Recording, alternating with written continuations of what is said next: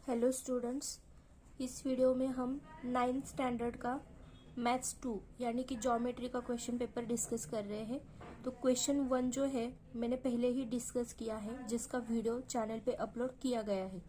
तो अब हम क्वेश्चन 2 डिस्कस कर रहे हैं। मैंने नाइन्थ की एक प्लेलिस्ट बनाई है नाइन्थ स्टैंडर्ड के लिए, जिसमें आपको सारे नाइन्थ के वीडियोज मिल जाएंगे। क्वेश्चन पेपर और जो टॉपिक्स है कुछ उस पे भी वीडियोस मैंने बनाए हैं, तो वो सारे वीडियोस आपको नाइन्थ के प्लेलिस्ट में मिल जाएंगे। आप इस वीडियो के डिस्क्रिप्शन चेक करो, वहाँ पे आपको नाइन्थ प्लेलिस्ट की लिंक भी मिल जाएगी। ठीक है, तो हम क्वेश्चन 2 को स्टार्ट करते हैं। Solve the following questions, any 4 बोला है फॉर 8 मार्क्स, यानी कि एक क्वेश्चन कितने मार्क्स के लिए है आपको? 2 मार्क्स के लिए। ठीक है, तो क्वेश्चन 1 क्या है देखो, write the following statements in if then form. Okay, if then के फॉर्म में आपको ये स्टेटमेंट्स लिखने हैं। फर्स्ट स्टेटमेंट क्या है, the opposite angles of a parallelogram are congruent. क्या बोला है कि पैरेललोग्राम जो होता है उसके अपोजिट एंगल्स क्या होते हैं? कॉन्ग्रुएंट। तो इसे आप इफ देन के फॉर्म में कैसे लिख सकते हो? ठीक है, मतलब ये जो सिंगल स्टेटमेंट है इसको आपको 2 स्टेटमेंट में कन्वर्ट करना है इफ देन के फॉर्म में लिखने के लिए। तो आप कैसे बोल सकते हो कि जो कोई क्वाड्रिलैटरल होता है, क्वाड्रिलैटरल यानी कि जिसके 4 साइड्स होते हैं, 4 साइड्स होते हैं। ठीक है, तो अगर कोई क्वाड्रिलैटरल पैरेललोग्राम है तो उसके ऑपोजिट एंगल्स क्या होंगे? कॉन्ग्रुएंट होंगे। इस तरह से आप इस स्टेटमेंट को लिख सकते हो, मतलब इफ देन के फॉर्म में। तो कैसे लिखेंगे हम? If A quadrilateral is a parallelogram, then opposite angles of that quadrilateral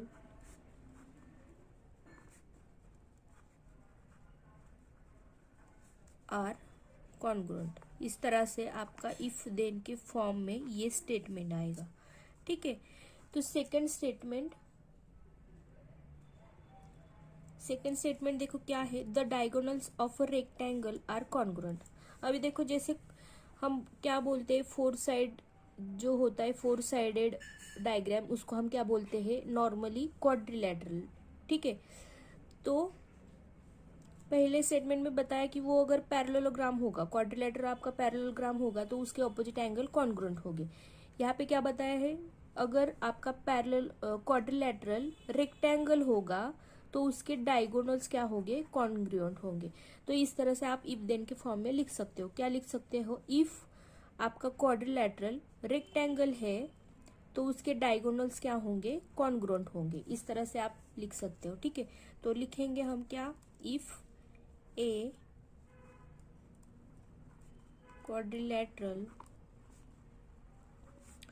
is rectangle, अगर आपका क्वाड्रिलेटरल क्या है? रेक्टेंगल, देन डायगोनल्स आर, मतलब उस रेक्टेंगल के डायगोनल्स क्या होंगे? कॉन्ग्रुएंट। ठीक है, तो इस तरह से आपका क्वेश्चन 1 जो है वो सॉल्व हो जाएगा। ठीक है, तो क्वेश्चन 2 क्या है देखो, ये था आपका क्वेश्चन फर्स्ट। क्वेश्चन सेकेंड देखो यहाँ पे,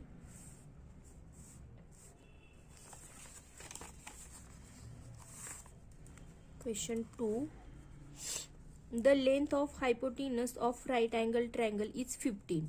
ठीक है, अगर आपका एक राइट एंगल ट्रायंगल है, सपोज ये, इसको बोलते हैं हम ए बी सी। इन्होंने क्या बोला है? हाइपोटेनस, मतलब ये साइड क्या है? 15 है। Find the length of median of its hypotenuse. Median of hypotenuse, median मतलब जो हाइपोटेनस का आपका मिड पॉइंट है, एकदम मिडल पॉइंट, उसको ज्वाइन करो आगे वाले वर्टेक्स से, ऑपोजिट वर्टेक्स से, तो इसको बोलेंगे हम मीडियन। ठीक है, इस पॉइंट को सपोज मैं बोलती हूँ, इस पॉइंट को डी पॉइंट। तो क्या बोला है यहाँ पे? मीडियन फाइंड करना है आपको, इस मीडियन की लेंथ फाइंड करनी है। ठीक है, तो देखो राइट एंगल ट्रायंगल की एक प्रॉपर्टी है, क्या है? In a right angle triangle, आपको प्रॉपर्टीज यूज करनी है और उन्हीं का यूज करके एग्जाम्पल सॉल्व करने, ठीक है। In a right angle triangle length of median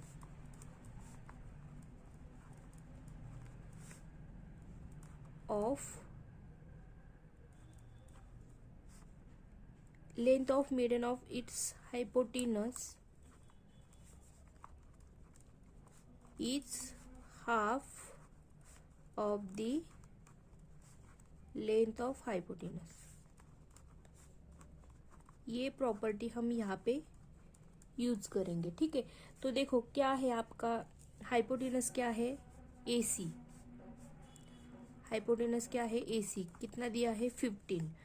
median क्या है आपका BD, और क्या बोला है मीडियन की लेंथ फाइंड करनी है, ठीक है।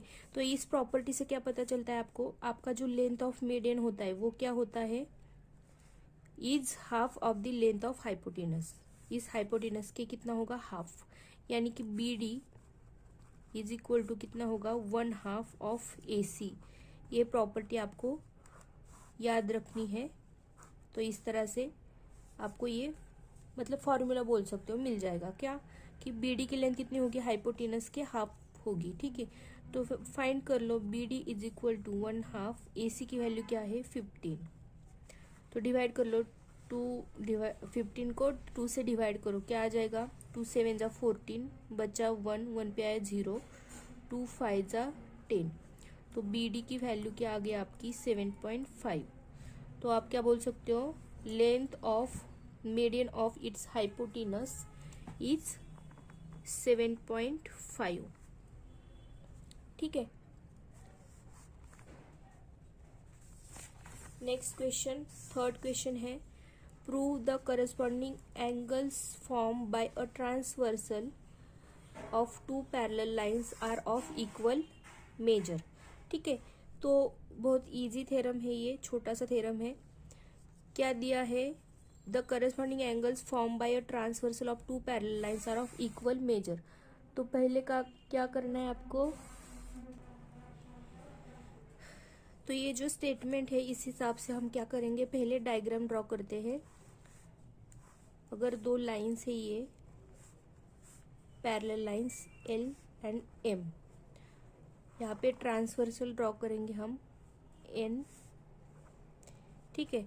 क्या बोला है, corresponding angles form by transversal of two parallel lines are of equal measure, ये हमें प्रूफ करना है, ठीक है।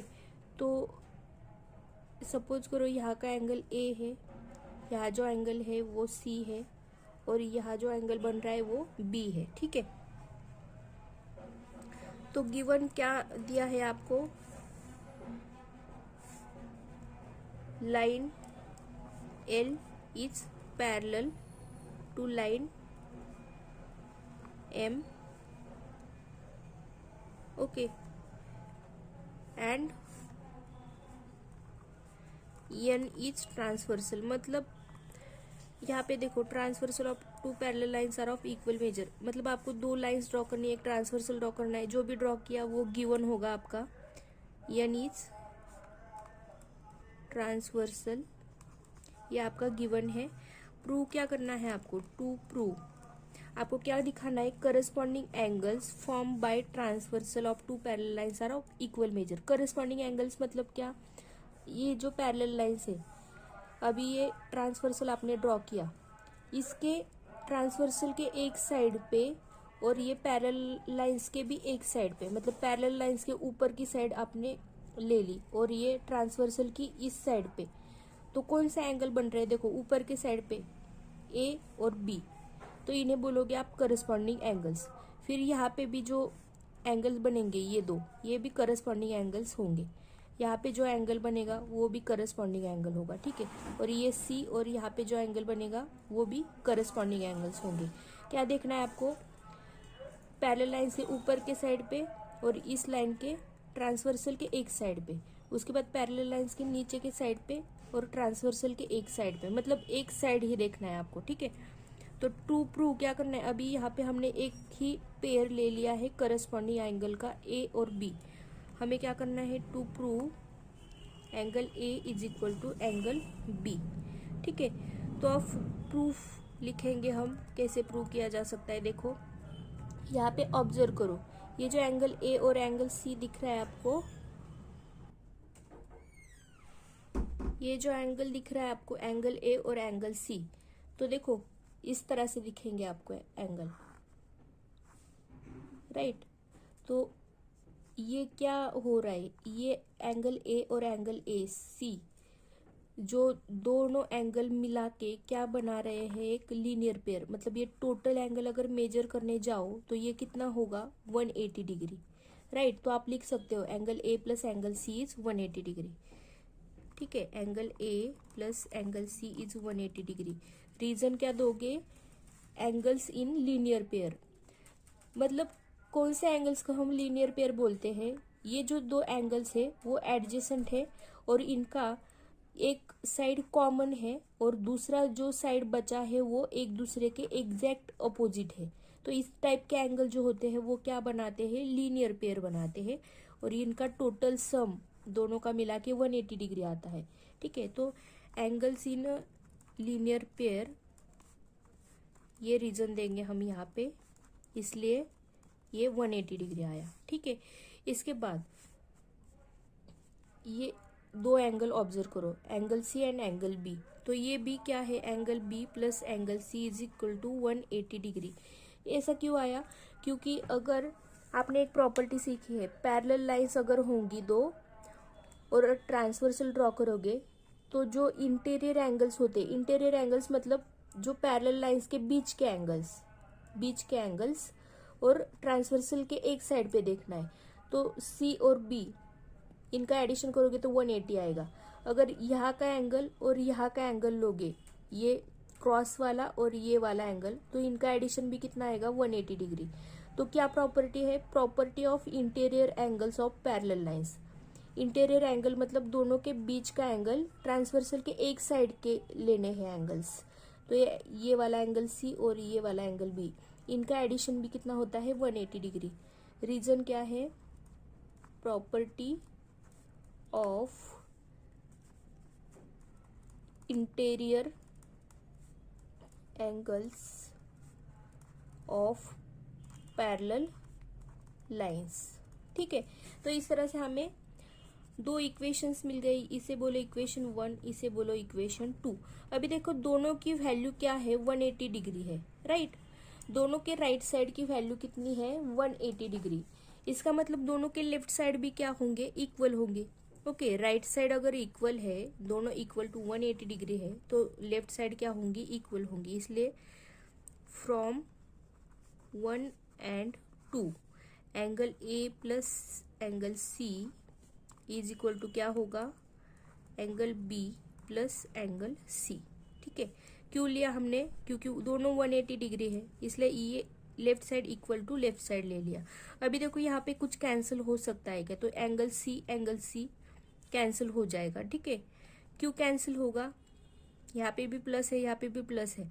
इस एंगल सी को अगर इस साइड लेके आओगे आप, तो ये क्या हो जाएगा, प्लस है, इस साइड आके माइनस हो जाएगा, minus angle C is equal to angle B. तो प्लस और माइनस क्या हो जाता है, सब्सट्रैक्ट। तो ये प्लस सी माइनस सी हो गया कैंसिल, बचा क्या, angle A is equal to angle B. ठीक है, तो हमें यही तो प्रूव करना था, यहाँ पे प्रूव क्या करना था, angle A is equal to angle B, जो कि हमने प्रूव कर लिया है। तो हेंस प्रूव्ड, और यहाँ पे आपका ये जो प्रॉपर्टी या थ्योरम जो भी है ये कंप्लीट होता है।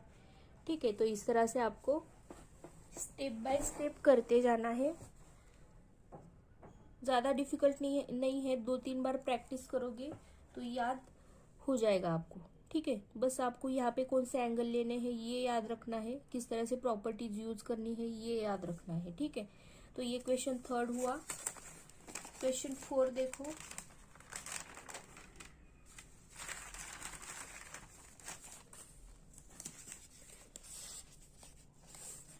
Question 4,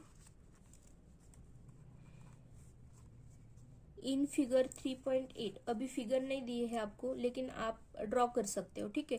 angle A C D, मतलब एक ट्रायंगल है ए बी सी, हम ड्रॉ कर लेते हैं। ये है आपका ट्रायंगल ए बी सी, ठीक है। Angle A C D is an exterior angle. Exterior angle मतलब जो ट्रायंगल के बाहर बनता है, ठीक है। ए सी डी कहाँ बनेगा, तो इस बी सी साइड को अगर आप एक्सटेंड करोगे और यहाँ पे डी पॉइंट लोगे तो ये होगा आपका A C D exterior angle, ठीक है। तो angle A C D exterior angle है of triangle A B C. अभी क्या दिया है, एंगल बी इज 40 डिग्री। जो भी दिया है मैं यहाँ पे डायग्राम में लिख लेती हूँ 40 डिग्री। अगर आप डायग्राम ड्रॉ करोगे एग्जाम में तो ये आपका एक पॉजिटिव इम्प्रेशन होगा टीचर पे, मतलब आप इस डायग्राम से बताते हो कि आपको ये पूरा समझ में आ गया है अच्छे से, तो आपके मार्क्स इंप्रूव होंगे इस तरह से, ठीक है। Angle A is 70 degree, okay. तो जो कुछ भी दिया था हमने यहाँ पे लिख लिया है। अभी हमें क्या करना है, find the measure of angle A C D. Angle A C D find करना है, यानी कि हमें एक्सटीरियर एंगल फाइंड करना है। तो यहाँ पे हम प्रॉपर्टी यूज करेंगे, property of exterior angle of triangle. तो क्या होती है वो property, the measure of an exterior angle. Exterior angle कब बनता है, अभी देखो यहाँ पे मैंने बीसी साइड एक्सटेंड कर ली तो यहाँ पे एक्सटीरियर एंगल बन गया। अगर आप बीसी साइड इस तरफ एक्सटेंड करोगे तो भी एक्सटीरियर एंगल बनेगा। ए बी, यहाँ पे कोई पॉइंट दोगे आप पी अगर, तो ए बी पी इस तरह से, मतलब कोई भी साइड एक्सटेंड करके एक्सटीरियर एंगल बन सकता है, ठीक है। तो प्रॉपर्टी क्या है, the measure of an exterior angle of a triangle is equal to, मतलब एक्सटीरियर एंगल इक्वल होता है, equal to the sum, sum मतलब एडिशन, किसका addition, sum of its remote interior angles. इसका मतलब क्या है कि आपका जो एक्सटीरियर एंगल होता है वो इक्वल होता है किसके, sum of its remote interior angles. Remote interior angles मतलब, रिमोट मतलब दूर वाले, इसका पास वाला इंटीरियर, इंटीरियर मतलब ये ट्रायंगल के अंदर जो एंगल बन रहे हैं उन्हें बोलेंगे हम इंटीरियर एंगल्स, ठीक है। तो इसका पास वाला नजदीक का या फिर एडजेसेंट एंगल कौन सा है, एंगल ए सी बी। इसे छोड़ के जो बचे हुए दो एंगल्स होते हैं उन्हें बोलते हैं remote interior angles of this exterior angle, ठीक है। इसका पास वाला मतलब इसका एडजेसेंट एंगल नहीं लेना है, बाकी दो बचे हुए एंगल्स लेने हैं और इनका सम लेना है, तो आपको क्या मिलेगा, एक्सटीरियर एंगल का मेजरमेंट मिलेगा। तो यहाँ पे इस तरह से जो प्रॉपर्टी हमने बताई उसके हिसाब से क्या होगा, measure of angle A C D is equal to कितना आएगा, measure of angle B plus measure of angle A, ठीक है। तो क्या है मेजरमेंट, देखो एंगल बी कितना है 40 प्लस एंगल ए कितना है 70, तो 70 प्लस 40 कितना होगा 110 degree. Measure of angle A C D is 110 degree. तो ये होगा आपका measure of exterior angle A C D 110 degree, ठीक है। तो ये हुआ फोर्थ क्वेश्चन। और लास्ट क्वेश्चन है आपका फिफ्थ क्वेश्चन।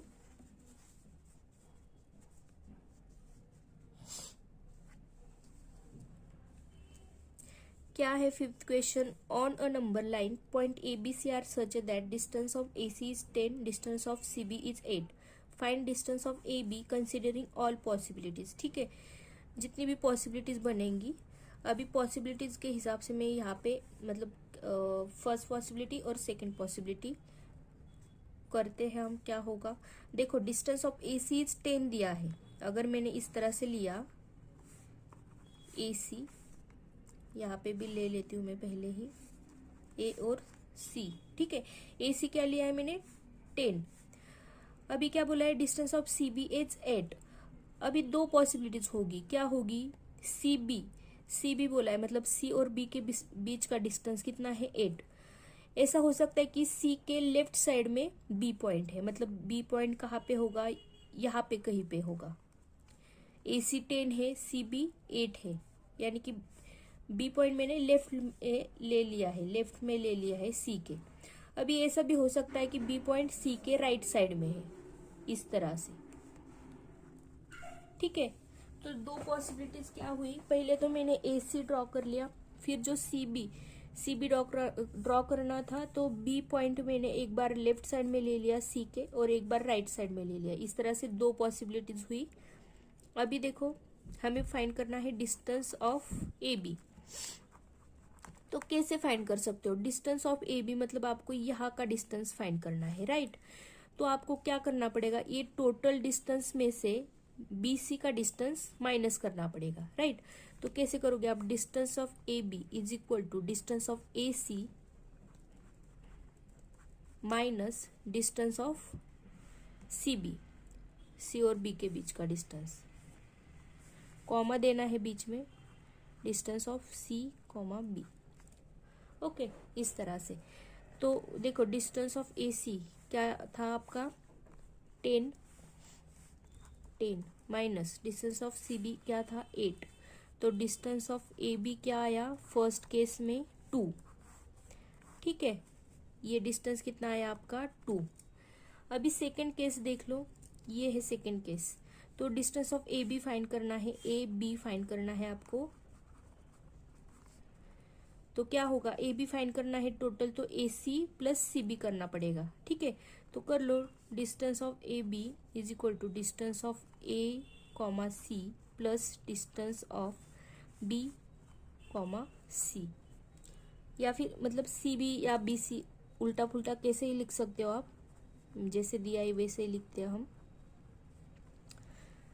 तो ऐड कर लो, डिस्टेंस ऑफ AC क्या है 10 और डिस्टेंस ऑफ CB क्या है 8। 10 प्लस 8 इज 18। तो डिस्टेंस ऑफ AB कितना हुआ 18। तो इस तरह से कितनी पॉसिबिलिटीज बनी हमारी, दो पॉसिबिलिटीज बनी। और distance of AB first possibility में क्या आया 2, और सेकंड जो केस बना वहां पे क्या आया डिस्टेंस आपका 18, ठीक है।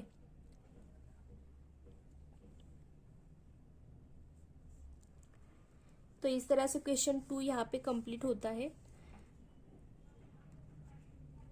क्वेश्चन 3 जो है वो हम नेक्स्ट वीडियो में डिस्कस करेंगे।